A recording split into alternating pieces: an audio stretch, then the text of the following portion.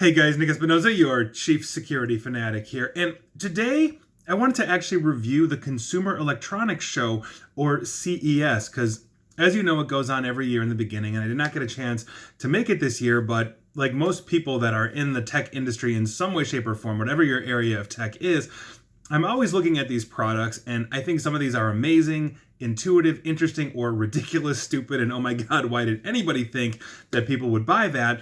And so I put together a list of those things I thought were the most interesting or ridiculous and all of that. And so feel free to get my opinion, or as you're about to hear, my opinion on some of these. And I think some of these are really cool and, that's interesting. So with that, I want to start actually with the Segway S Pod. Some of you may have actually seen a video of this, but basically it's a two-wheeled self-balancing stroller that can hit about 24 miles an hour. And unlike other Segway products where you're shifting and moving your body, you basically just sit in this pod with a little joystick and it will drive you around and all of that. And it's got a whole bunch of other features like automatic braking and everything else to keep you safe. But this reminds me of two different things. The first thing it reminds me of is that guy from the original series in Star Trek. If you are familiar with that, Captain Pike, he is in this basically thing up to his neck, and it just like rolls him around because he can't actually move himself. And the other thing this reminds me of is the future humans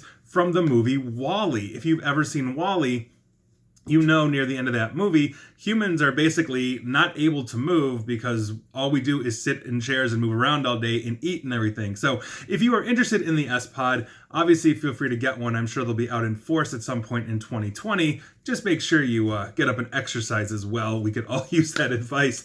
Moving on, the next thing I'm finding interesting is that everywhere in CES are foldable screens. Whether you have a laptop that basically removes the keyboard and makes it one long screen that you can fold, or a tablet that does the same thing, or a phone. And if you recall, the Samsung Fold came out to very mixed reviews earlier this year. Everybody is jumping on that bandwagon, and some of the more notable ones were a new Lenovo ThinkPad laptop and also a Dell tablet that looked really cool as well. And so you are going to see a lot more foldable screens. That is a trend that I think is going to actually start replacing physical keyboards and laptops sooner than later, and it seems like we are getting the first round of these right now. The next one I found interesting was actually from Samsung. They call it the Wall Micro LED TV, and this is literally a TV that takes up your entire wall. It is a TV that can span up to 292 inches, almost 300 inches in diagonal length, and literally show you either 4 or 8K video. So that is pretty amazing. And if you want a movie screen in your house and you have an open blank wall, the micro LED TV, the Wall Micro LED TV from Samsung is your choice. Moving on, I'm actually sticking with Samsung again because they had something called the Neon Project, which I find very interesting. Now, Neon AI, this is the project, they're working on creating video chatbots that will behave like humans. Now, Neon says that its goal is to have realistic digital humans act as teachers, healthcare advisors, assistants, stuff like this. And so basically the goal of this is to have them continuously learn about you, the human that is employing this Neon AI, and have it adapt and start to basically become more friendly with you, become a unique companion. I look at this and say, if they are making this realistic like humans in that sense, could this be the proliferation of deep fake videos and fake news using the Neon AI technology? And then how do we combat that? I think these kinds of things are going to be here to stay, and they're going to proliferate in the future, but we have to make sure that we can understand or discern real from fake, especially when we are watching things like videos. Excuse me. Moving on, let's talk about Sony, because Sony kind of debuted the PlayStation 5 at CES, although we did not actually see it according to all reports that I've read. They have just said it's going to be there for the holidays, or the holidays in 2020. So by the end of this year, I presume Microsoft will probably have a competing Xbox to go along with that. So stay tuned later in the year for the Sony PlayStation 5 if you're a gamer. Moving on, the other thing that I found interesting that I was reading a lot about were the 5G home routers. Now, a lot of these are starting to come out, and the question is, will these actually start replacing traditional internet service providers that wire to your house, the Comcast, AT&T, Cox's, Time Warners of the world? Well, basically, will we all move over to 5G, given the relative speed and capability? And then what does that do for cybersecurity connections? How are we putting defenses behind that, like firewalls? So I'm very curious to see where this goes, but there's a lot of 5G home routers that are coming out as 5G expands, and one of the most interesting ones was from Razer that is making a 5G one that is optimized for gaming, and I'm curious to see how they optimize that traffic. So that is very interesting, but get ready for 5G home routers. The next one I thought was ridiculous, but kind of practical, was actually from Charmin. You may know Charmin if you're here in the United States, and I'm sure they're worldwide, but in the United States, they make toilet paper, and they have just created something called the Robot. Now, if you realize as you are sitting on the toilet that you are out of paper, basically Charmin can now help you using your smartphone, which odds are you have in the bathroom, and we'll get to that actually later in this video. You can now actually request basically, it's a little robot with Charmin's bare face on it that holds a toilet roll, and you can actually have it roll over to you in the bathroom and deliver a toilet paper for you. I assume that it does not have to climb stairs. I also assume that for some reason you have the bathroom door wide open because you might need your robot to come in and do this. God forbid you have kids. So if you are interested in that, Charmin has a robot for you. And it's kind of practical. I think at some point everybody's realized you just forgot to replenish it, myself included. So with that, I'm interested in the robotic pizza maker from a company called Picnic that basically they are apparently using at Seattle Mariners games to make pizzas, to automate that. And so I think we're going to see a lot more automation. As you know, that's all coming. But if we are looking at this, is this going to basically replace these kinds of jobs at the Pizza Huts and Domino's pizzas of the world to basically have this all automated? And what is that going to do to workforce due to new automation? So robotic pizza makers may be threatening jobs in a town near you sooner than later. Moving on. Actually, I want to talk about Delta Airlines because they actually released something I think is absolutely fascinating and probably very needed. They have something called the Guardian XO Exoskeleton, and basically it's a framework that a worker can put around them to help them lift things very easily. So in this case, it will lift a 200-pound anything very easily. You physically don't have to do it. The exoskeleton will do it for you.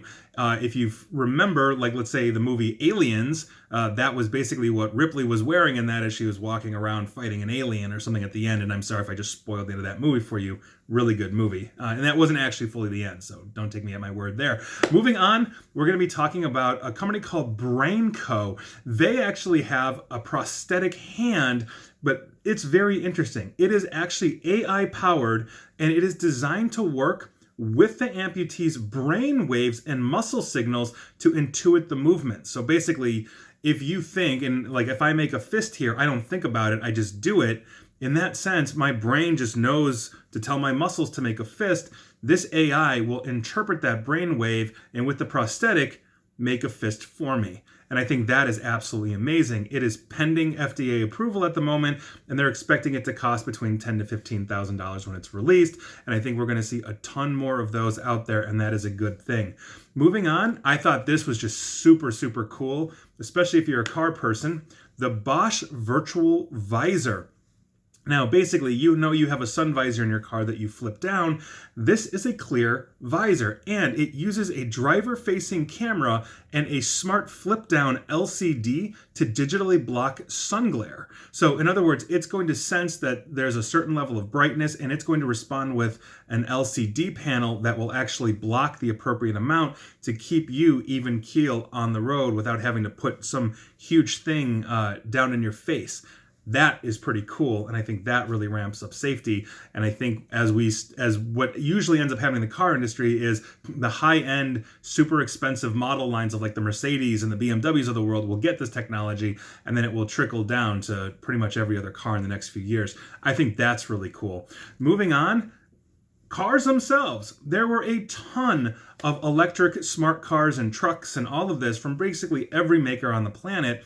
And by virtue of that, that is here to stay. I think we're going to see a lot of gasoline or petrol-powered engines basically start to go the way of the dodo as electricity consumption goes up. But this really underscores the fact that as we are seeing this wave in the last decade or so of the first generation of electric cars, the one thing that is not keeping up with the technology as fast is batteries. It actually takes a lot to basically mine a battery, stripping nickel and all of that, not to mention the fact the batteries don't last nearly as long as they should for something like this. And so as we improve the battery technology, we will see more and more electric smart cars on the road. There's just no doubt about that.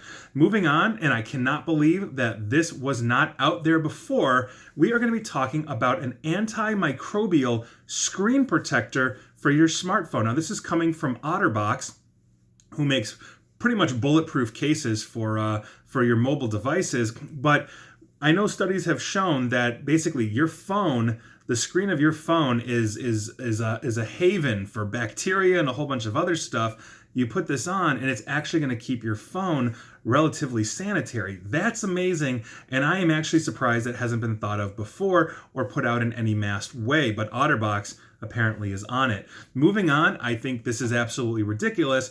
This is coming from something called Side Pocket Wireless. Now, basically, this is a fanny pack if you remember your late 80s, early 90s, but you can stick your phone in there and it will actually charge your phone, I believe, inductively. So just pop your phone in there, it'll start charging your phone, but you're going to have to wear a fanny pack, and I don't think that's going to catch on again. That was the dazzling veneer of the Vanilla Ice era. I think we're good. Moving on, we're going to go back to Bosch because other than their flip-down visor, they made something I think really interesting that we are going to see adopted all over the world, and that is a refrigerator, or specifically technology for a refrigerator. They basically are going to be using cameras to identify the food that is in your refrigerator, and then by virtue of that, obviously keep an inventory of everything, including ingredients, but they are also then going to start recommending things that you can make. So your fridge will see that you have, let's say, these 10 different things, and based on that, it will find some kind of recipe that will use some or all of those ingredients and give it to you out there. So be prepared to have your food data mined, because that is coming to a fridge near you probably in the next 5 to 10 years as a standard option. And the last thing I want to talk about is the plethora of more IoT devices, whether it's drones or smart locks or lights or whatever. We are living in this age, and as I talk on the cybersecurity side about just how easy it's been to break and hit IoT devices, I'm actually giving a seminar later this month to an organization about securing IoT devices within infrastructure and job sites. This becomes a huge issue, and I think these things are really cool and intuitive, but it really underscores the need. And of course, I've got to end on a cybersecurity thing where we have to understand who has our data, how it's being transmitted, who has access to it, how it's being stored, is it encrypted or not, and how is it being data mined? Because a lot of times we are paying for these lights and services, and we automatically have an expectation of privacy, and a lot of times we don't. So look into that, because these things can get hit. And please, for the love of God, change your passwords on your IoT devices from the defaults. And so that is my roundup of CES. I'm sure there's stuff out there that you might mention that I missed, but this is what I found interesting to ridiculous, the future, and maybe not, especially if you're a fanny pack. So take that for what it's worth, but that is your news of the day. And please like, share, follow me here on Facebook and Twitter at NickAESP, and please feel free to subscribe to me at YouTube as well. And as always, stay safe and stay online. Thanks, guys.